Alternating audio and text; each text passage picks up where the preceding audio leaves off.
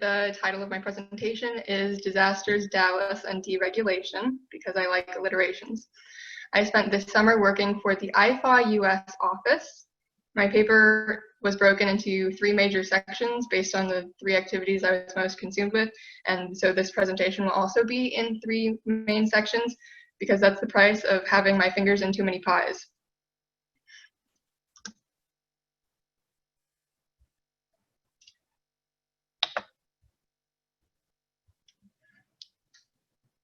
Already, I've referred to IFAW, and not everyone who's with us may be familiar with that, so welcome to the beginning of today's list of acronyms.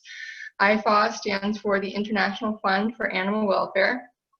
My classmates are familiar with IFAW. We've actually heard from a couple of their employees in our courses, but again, not everyone here is. So the International Fund for Animal Welfare was started by a man named Brian Davies, who's actually a Welshman, in 1969.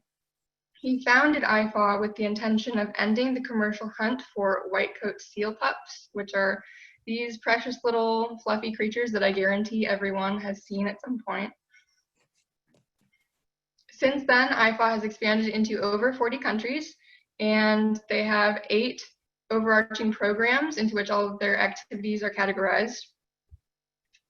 These are them: landscape conservation, wildlife rescue, community engagement, marine conservation, policy, disaster response and risk reduction, wildlife crime, and marine mammal rescue and research. In my time with IFAW, I lived in this little space right here, sandwiched between policy and disaster response and risk reduction. As for the question of what IFAW is like, I can only testify to the qualities of 2020 IFAW, but they are a dream come true for fans of One Health, like we should be as students of Cummings School of Veterinary Medicine. I just pulled this straight from the IFAW website. IFAW says that we believe every animal matters, every animal is part of a species, every species depends on its habitat for survival. So there's definitely like a telescoping of worth here, where they acknowledge we're all independent and we enrich each other's existence. People, animals, planet, all connected, and animals and people thrive together. We need each other. Great, what does that look like? What does IFAW actually do? So many things. Remember, I mean, I've just chosen three sections for me to talk about of all the things that I did, and IFAW has existed for 50 years in almost 50 countries, so obviously they're doing a whole lot everywhere all at once. Some of what they do is local to Massachusetts. This is in reference to something they did with the Massachusetts Lobstermen's Association. The marine team lives on the Cape basically, and they work with local stakeholders to figure out how to protect the right whales. Meanwhile, literally on the other side of the globe, IFAW has run PSAs in China, which my classmates and I learned about when Grace G. Gabriel came to speak to us, in conjunction with USAID. So very much international, but also Massachusetts. More recently, in response to COVID, IFAW has provided veterinary care. They've provided PPE and literal tons of pet food, both in California, near the Bay Area, Berkeley, and also Guatemala, Madagascar, and Mexico. IFAW is also big on wildlife crime, or rather big on stopping wildlife crime, and the trafficking of endangered species. So, you know, the slogan for this might be yay CITES and boo poaching. So as you can see, their approach is holistic, it's thorough, they have behavior change campaigns in order to demand the reduction, and then they also have policing, enforcement, and ranger training to reduce the supply. And on the individual animal level, because of course this is animal welfare, they also do rescue and rehab.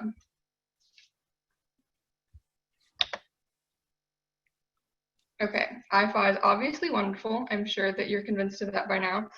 But why was I blessed enough to extern with IFAW? Emily Cobb. This woman hooked me up. She maintains her reputation of being the most well-connected person on campus, possibly the county. I'm not going to make any statement about the state of Massachusetts because Harvard and MIT exist. But yes, I am very much indebted to Emily McCobb in that respect.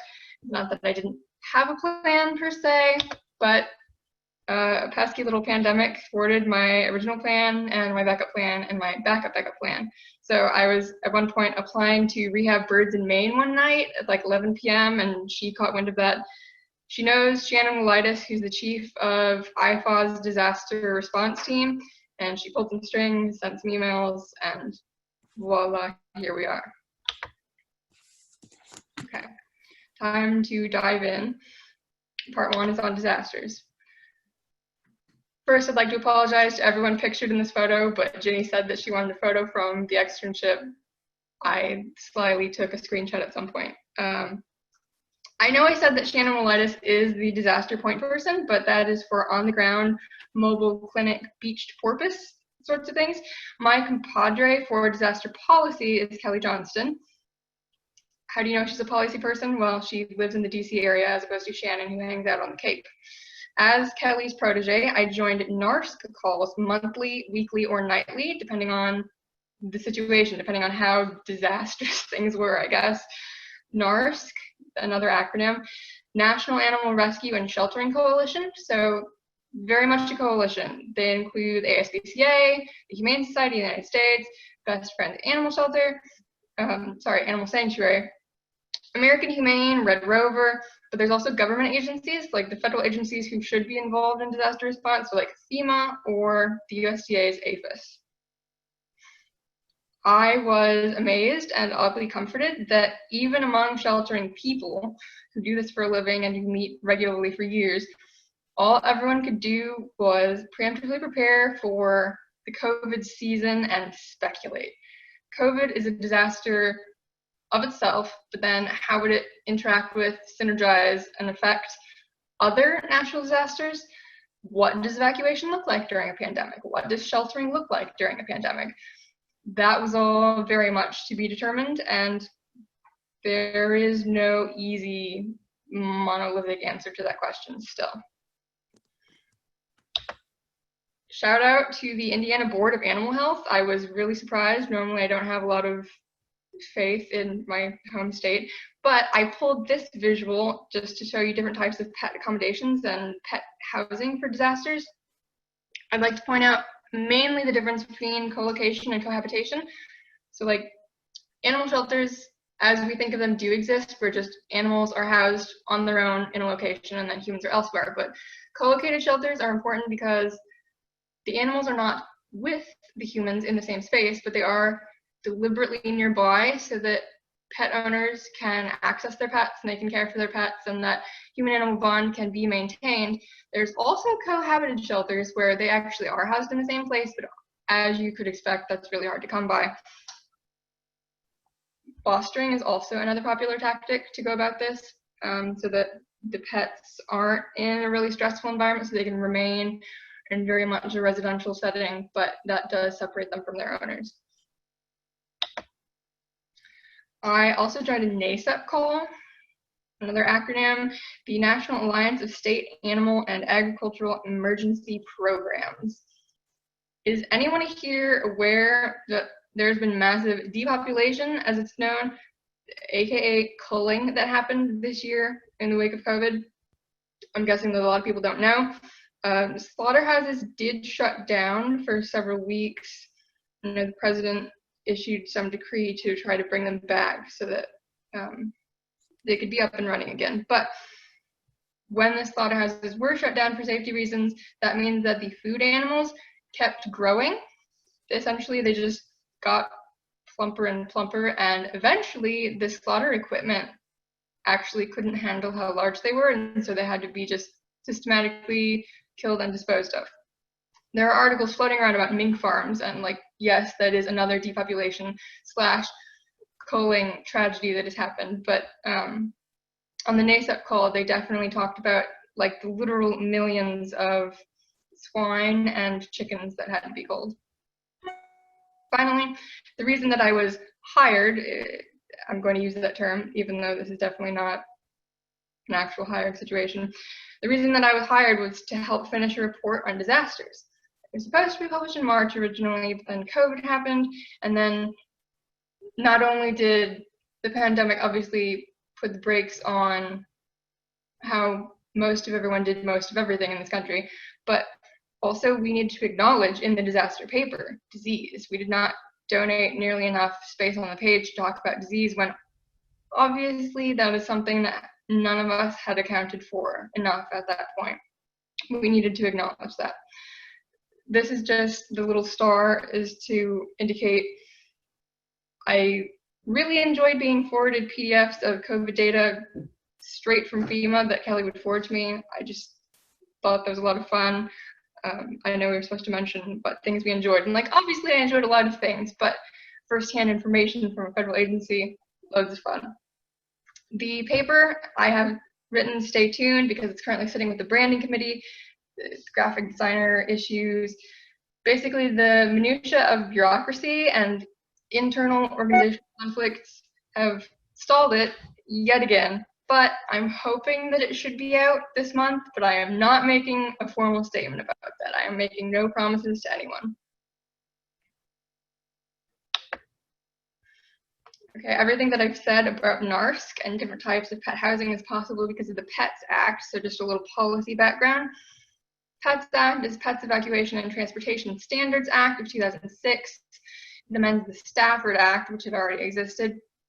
The PETS Act ensures that state and local emergency preparedness plans address the needs of pets and service animals. So FEMA can give money to states or municipalities for pet-friendly shelters. FEMA can reimburse states and municipalities for rescuing and sheltering pets. But I would like to note, hotels are not required to be pet-friendly. That's actually such a huge misconception that FEMA addresses that on their FAQ. The PETS Act is a direct result of the failures of our responses to Hurricane Katrina. Evacuees were forcibly separated from their pets. People would arrive to the buses to evacuate and then find out you can't bring them. So some of them would either just set their pets down or send them back to their house and have the pet fend for themselves. 44% of people who did not evacuate for Katrina refused to because they did not want to be separated from their pets. So the lack of accommodations for people's pets actually put thousands, possibly hundreds of thousands of humans in harm's way because we underestimated the human-animal bond. PETS Act, of course, does have its shortcomings, as any federal policy does. It's speciesist, surprise, surprise. It focuses on the private sphere, people's companion animals. So reptiles, amphibians, and fish are excluded, except for turtles. And oddly, horses are in the ag category here. They're not considered companion animals. So livestock is very much in the bailiwick of NEPA, which is a concern because livestock is people's livelihood. They are, yes, I mean, sometimes companion animals, but definitely on the property side of things. And swine are notorious for drowning in the hurricanes of the American Southeast. Also, non-AZA accredited zoos do not have to have any sort of disaster plan or evacuation plan, which is problematic. And again, the PETS Act does not guarantee anyone pet-friendly housing. It exists somewhere in the state basically, and you have to go find it, which is really hard if you come from a small town.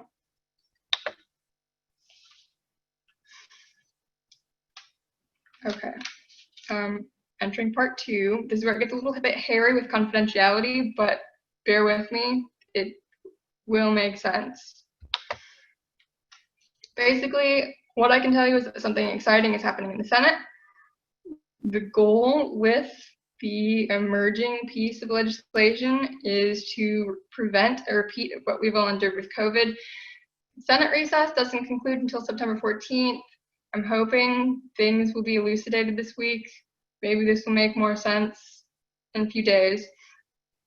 It is bipartisan, which is really exciting.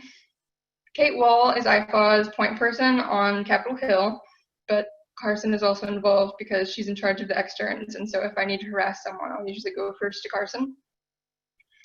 Among the things that I did on this front were develop talking points for a senator when he needed to have a conversation with a stakeholder. I wrote a blog post and I wrote action alert messaging, which I was a little bit of a traitor and used World Wildlife Fund screenshot here for action alert messaging, but if you've signed up to any sort of NGO's emails or newsletters, I'm sure you've seen this sort of thing before. There's a blurb, there's a form letter, you write your information. I also wrote the blurb that would be sent in an initial email to alert you that this exists, and the blurb that might be texted to you. I also wrote the event description and invitation for a congressional briefing that IFAW hosted.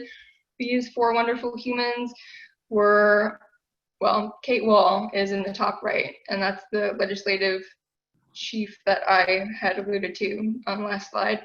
But this is a congressional briefing called COVID-19, How We Got Here and How We Build a Safer Future. This is on YouTube. I can send you the link.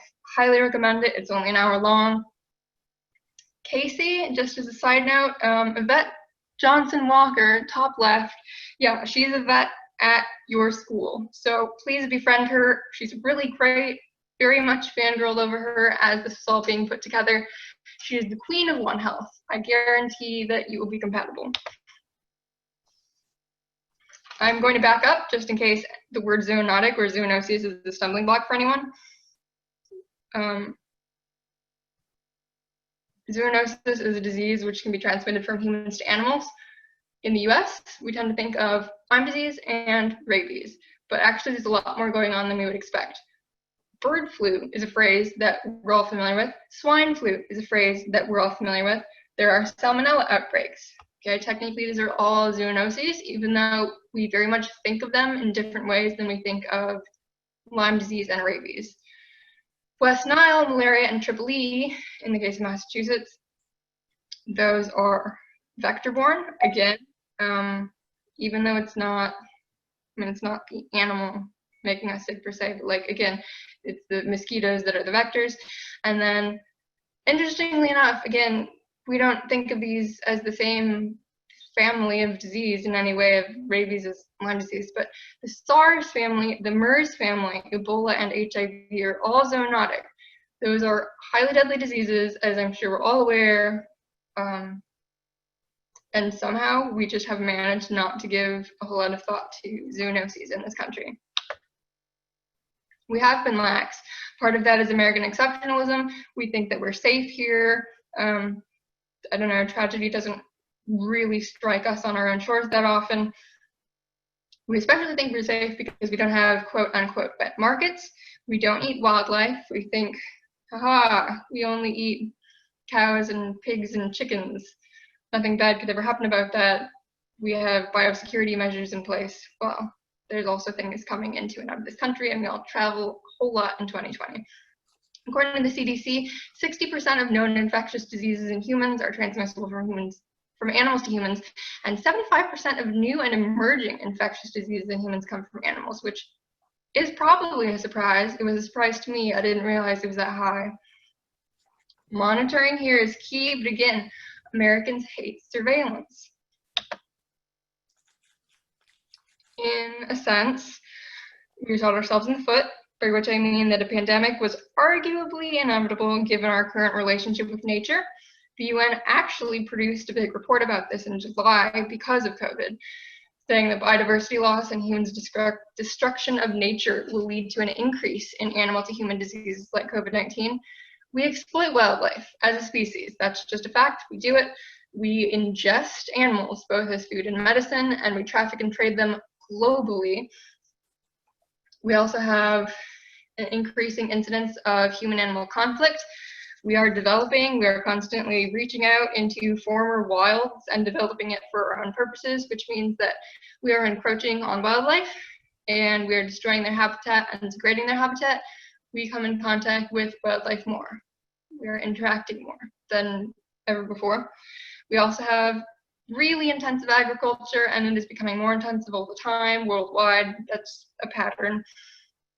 Human populations are going up and livestock populations are going up, which means that not only are we humans interacting with wildlife more, but also livestock. is interacting with wildlife more, and we are eating that livestock more.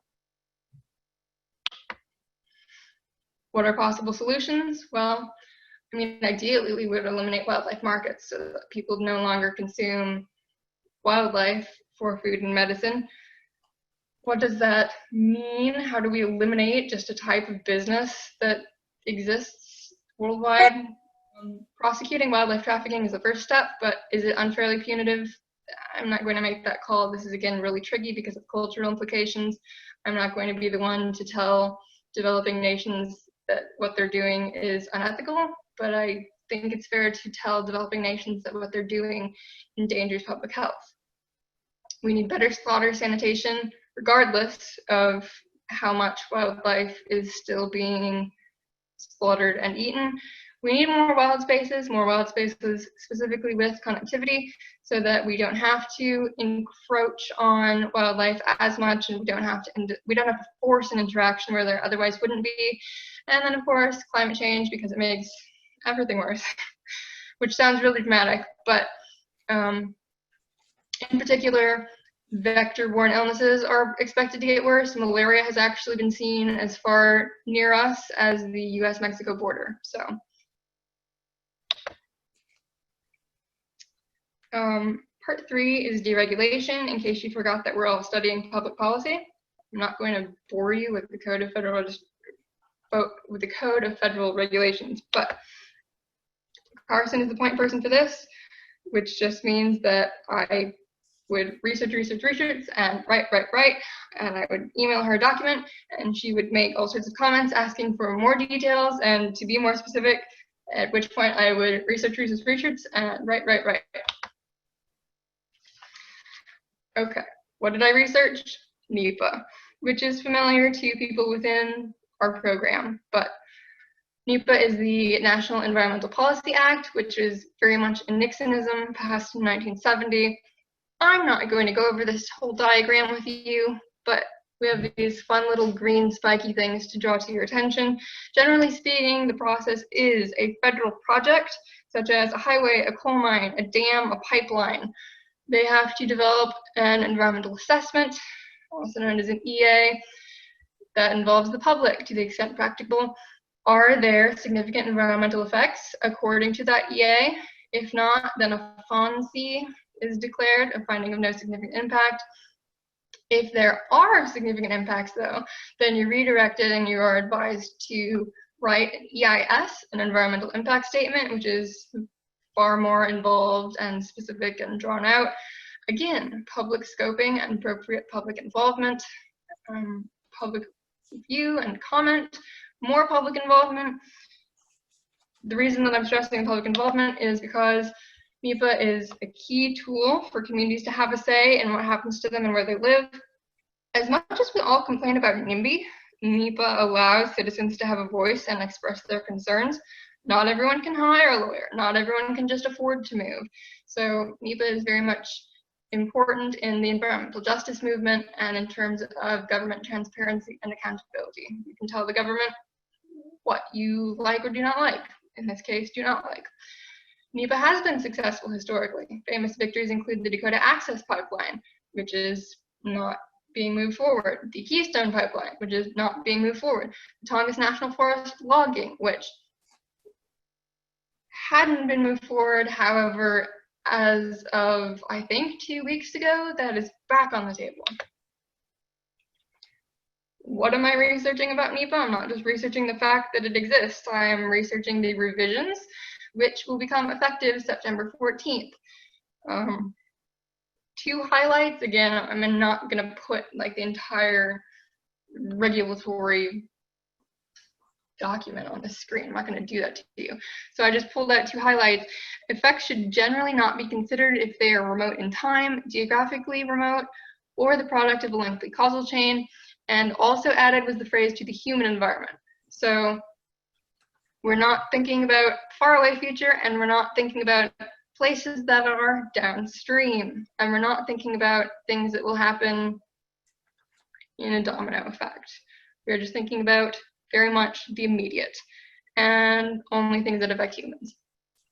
These revisions occurred based on a 2017 executive order, which was ordering the White House Council on Environmental Quality to enhance and modernize the federal environmental review and authorization process because it slows, prevents the development of important infrastructure. So basically, this is just another page of Trumpism. I will say, this man is all about deregulation, and he is doing it. He is very much sticking to his promises that he made on the campaign trail. For every regulation put forth, he rolls two back. He said that for decades, the single biggest obstacle to building a modern transportation system has been the mountains and mountains of bureaucratic red tape in Washington. Well, no more, or at least that's the goal. What does this mean for the future? Well, the remoteness in time phrase basically means forget climate change. That's going to happen way off in the future. Who cares? And the remoteness in geography, again, I mentioned basically if something happens downstream, we also don't have to consider that. Particular points of concern are the Pebble Mine, which, I mean, as you can see, it's a proposed mine in Alaska. I was surprised and delighted. Tucker Carlson actually gave a pitch during his program to the president to not go forward with the Pebble Mine because he is an ally of fishermen, apparently. I didn't see that coming. But yes, it is true that the Pebble Mine would wreck what is considered a world-class fishery and negatively impact not just commercial fishermen, but also indigenous tribes there. Also, there's concerns about the border wall. Water was pumped out of San Bernardino National Wildlife Refuge in order to make the cement for the border wall. Nobody saw that coming. But again, if that is geographically remote, because the San Bernardino National Wildlife Refuge is in Arizona, then that won't have to be taken into account in EAs and EISs. Again, Tongass National Forest, which is this lovely wet landscape in Alaska, looks very much like Oregon or Washington because it's that same coastal marine biome. That's back on the table for logging, and I don't know where we all are, but I'd just like to bring it to your attention that the Arctic National Wildlife Refuge is also in jeopardy and is expected to be opened up to fossil fuel companies in the near future.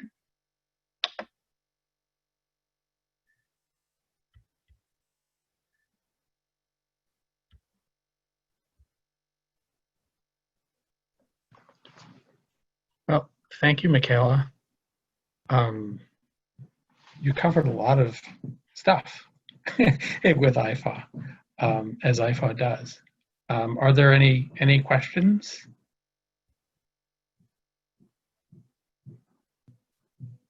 I have one. Okay. Michaela, could you send me that YouTube link? Oh, yes. Thank you. Martha, did you have a question? You need to unmute if you have a question.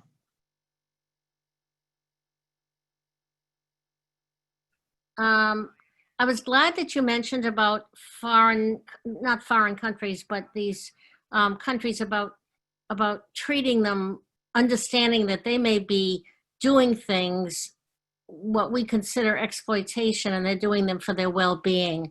I think it's important to approach what we see in those countries, the practices, in a way that validates what their struggles are, even if we object to it. It's not necessarily wrong because we think it's wrong without taking into account what their challenges are in their world. So I appreciate you doing it, phrasing it in that way. Yeah, I think there's a reason that IFAW does a lot of its work in conjunction with USAID, because they realize that you have to be tactful and diplomatic in what you're doing. You can't just white savior your way to conservation. So thank you.